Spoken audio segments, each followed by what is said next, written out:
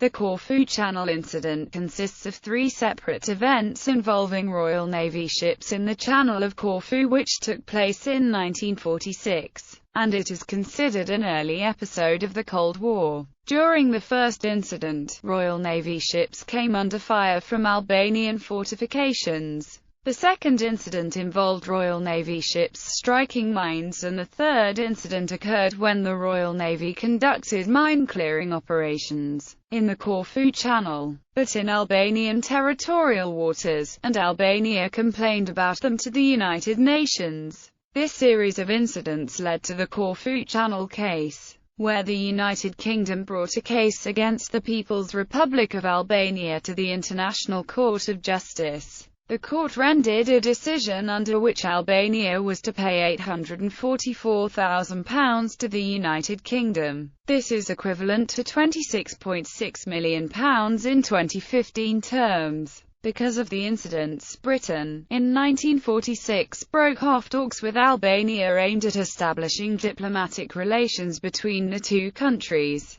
Diplomatic relations were only restored in 1991. History. The incident started on 15 May 1946 when two Royal Navy ships, HMS Orion and HMS Superb, crossed the Corfu Channel following a prior inspection and clearing of the strait. While crossing, they came under fire from fortifications situated on the Albanian coast. Although the ships suffered no material damage and no human casualties occurred, Britain issued a formal demand for an immediate and public apology from the Albanian government. Such apology was not forthcoming, however, and the Albanian government claimed that the British ships had trespassed into Albanian territorial waters. The second incident was more serious. On the 22nd of October 1946, a Royal Navy flotilla composed of the cruisers HMS Mauritius and HMS Leander, and the destroyers HMS Saumarez and HMS Volage, was ordered northward through the Corfu Channel with the express orders to test the Albanian reaction to their right of innocent passage. The crews were instructed to respond if attacked. They were passing close to the Albanian coast in what they considered to be a mine-free zone, with Mauritius leading and Saumarez following closely. Leander was about 1 2/3 of a nautical mile or 3 kilometers away, accompanied by Volage.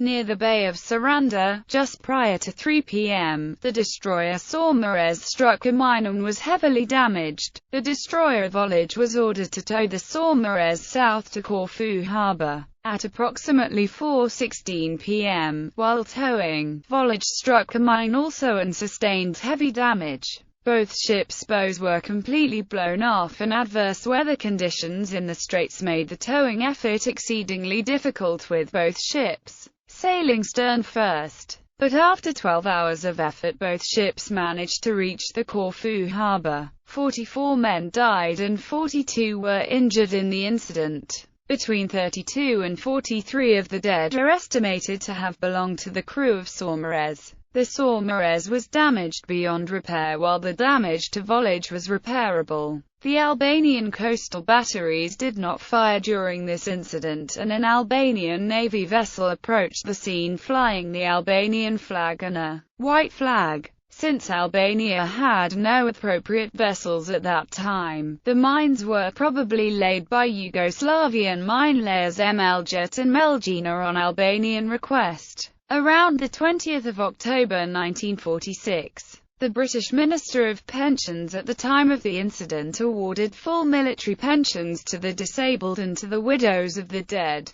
The third and final incident occurred on the 12th of November, the 13th of November 1946, when the Royal Navy carried out an additional mine-sweeping operation in the Corfu Channel, codenamed Operation Retail. Under the direction of the Allied Commander-in-Chief Mediterranean, the mine-sweeping operation took place within Albanian territorial waters, but without authorization by the Albanian government, and had the additional purpose of using the mines as corpora delicta to prove that the British were acting in self-defense by attempting to clear hazards to navigation. There was also present a French naval officer who, at the invitation of the Mediterranean's own board, acted as an observer. An aircraft carrier, HMS Ocean, cruisers and other warships provided cover. 22 contact mines were discovered and cut from their undersea moorings. The placement of the mines was such that the minefield was deemed to have been deliberately designed and not simply a random aggregation of isolated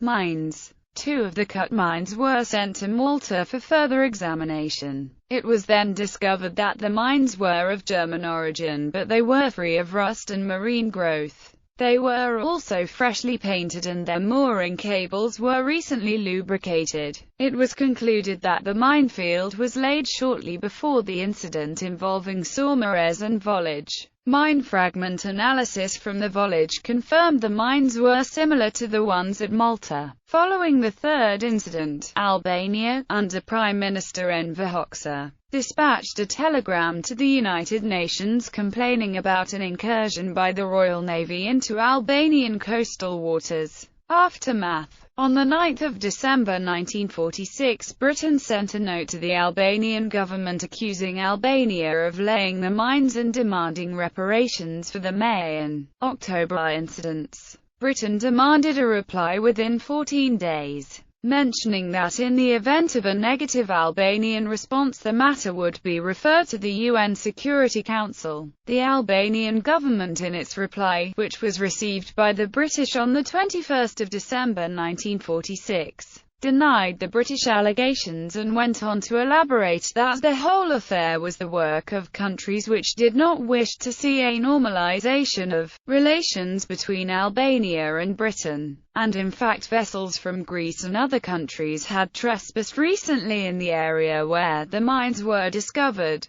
The British government did not find this response satisfactory and it eventually brought its case to the International Court of Justice. Having failed in its attempt to involve the Security Council in the matter, it was the first case adjudicated by the ICJ, and in December 1949 the court awarded the British the sum of £843,947 or $2,009,437, having found that, irrespectively of who laid the mines, the Albanians ought to have observed any such action, since the minefield was so close to their coast, and thus they failed to inform the British of the danger. The court also rejected the self-defense argument advanced by the United Kingdom and found that the mine-clearing operations undertaken by the British during Operation Retail, in the absence of prior Albanian consent, were illegal. The Albanian government refused to pay the reparations ordered by the court, and in retaliation the British withheld 1574 kilograms of gold belonging to Albania. The gold, looted by the Axis powers from Albania during World War II, was stored in the vaults of the Bank of England and was awarded to the Albanians by the US-UK-France Tripartite Commission in 1948 after it was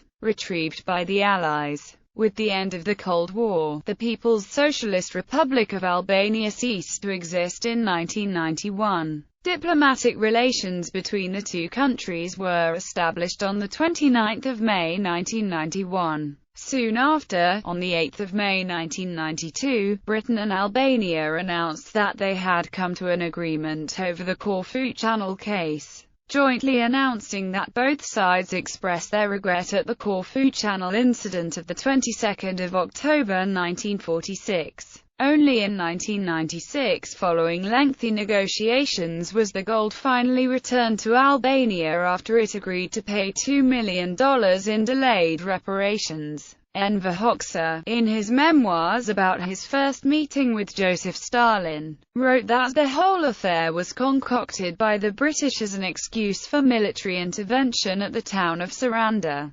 Hoxha also described the events as an unprecedented provocation toward our country. On the 2nd of November 2009, a team of US and Albanian researchers announced that they found what they believed to be the bow segments of HMS Volage in the Corfu Channel under approximately 50 meters of water. Dishes, shoes and ammunition found in the area surrounding the wreckage are further evidence that fits, according to the researchers. In May 2013, a special edition of Archaeology magazine entitled Shipwrecks, specifically, the article, Writing a Cold War Wrong, Where Was HMS Volage?, gave insight into the new discoveries. The director of the Albanian Center for Marine Research, Orhan Ter, obtained film footage from the National Archives, United Kingdom of the incident showing HMS Volage very close to shore when the incident occurred.